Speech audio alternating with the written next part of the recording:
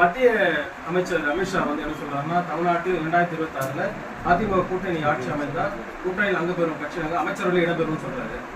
இங்க வந்து எடப்பாடி பழனிசாமி சொல்றாரு, அதிமுக தலைமையில் ஆட்சி அமையும், கூட்டணியில வந்து அமைச்சர்கள பங்கு கிடையாது, அது நாங்க மட்டும் சொல்றாரு. முதலிலும் கோணம் முற்றிலும் கோணம்.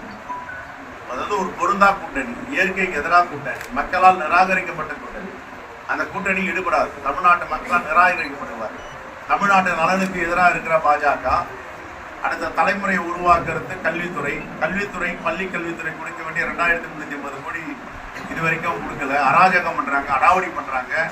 மும்மொழி கொள்கையில கையெழுத்து போடணும், புதிய கல்வி பாடத்திட்டத்தில் கையெழுத்து போடணுன்றாங்க. நியூ எஜுகேஷன் பாலிசியில் போட மாட்டேன்னா கொடுக்க மாட்டேன்றாங்க. இந்த அராஜகத்தை தட்டி கேட்பது யார்? கொடுக்குறவங்க தான் தமிழ்நாட்டு உரிமைக்காக கேட்கணும்.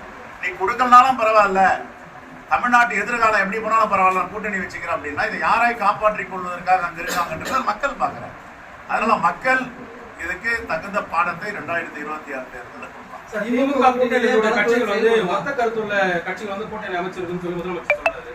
அவர் எதிர்கட்சி தலைவர் என்ன சொல்றாருன்னா, திமுக காங்கிரஸ் ஒரே கொள்கையில் இருக்காங்களா, இது எப்படி ஒரே கொள்கையோட கூட்டணியா இருக்குன்னு சொல்றாரு. கொள்கை என்பது ஒரு கட்சிக்கு கொள்கை கோட்பாடு சித்தாந்தம்லாம் டிஃபர் ஆகலாம்.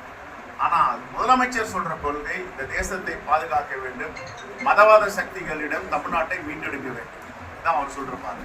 எடப்பாடி சொல்லியிருந்தாரு, நாங்க பாஜக கூட கூட்டணி வைக்க மாட்டோம் அப்படின்னு சொல்லிட்டு. இன்றும் இல்லை என்றும் இல்லை, எப்பொழுதும் கூட்டணி இல்லைன்னு சொன்னாங்க. ஒருத்தர் இப்போ சொன்னவர் ரொம்ப ஓங்கி உறக்க சொன்னவர் மைக்கு முன்னாடி அவரை பயப்படுறாரு. யார் சொன்னாரோ உங்களுக்கு தெரியும். ஓங்கி சொன்னார், இன்றும் இல்லை. இப்ப பத்திரிகையாளர்லாம் பேசுவதற்கே தயங்குகிறார், வரமாட்டேன்றார், முகத்தை காட்ட மாட்டார். என்ன காரணம்? உங்களுக்குள்ளேயே உள்ள குளறுபடிகள். இதே RSS, இதே பிஜேபி தலைவர்கள் அம்மையார் ஜெயலலிதாவை பத்தி என்ன பேசினாங்க? குற்றவாளி, தண்டனை பெற்றவர், அபராதம் கட்டியவர் சொல்லலாமா? அது மாதிரி அந்த அம்மாக்கிட்ட ஒரு மரியாதை இருக்கு தமிழ்நாட்டில். இப்படி கொச்சைப்படுத்தி பேசினார்கள். இது வரைக்கும் மன்னிப்பு கேட்டாங்களா? ஒரு வருத்தம் தெரிவிச்சாங்களா? அவங்க கூட கூட்டணி வச்சுட்டு மேடையில் ஒன்னா உட்கார்றாரு. அந்த அண்ணா திராவிட முன்னேற்ற கழகம்னாவ அண்ணா கொடியை தாங்கிய கொடி இருக்கு அவங்களுக்கு.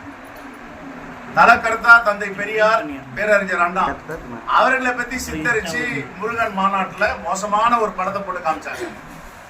எதிர்ப்பு தெரிவித்தாங்க, பார்த்துட்டு வந்துட்டாங்க. அதை யோசிக்கிறாங்க, எதிர்ப்பு தெரிவிக்கலாமா தெரிவிக்க கூடாது. அமித்ஷா கோச்சிக்க மாட்டாரு. இதுதான் அதிமுகவுடைய நிலை. பாஜக கையில போயிடுச்சது. இனிமே பாஜகவுடைய அதிமுக தான் சொல்லணும்.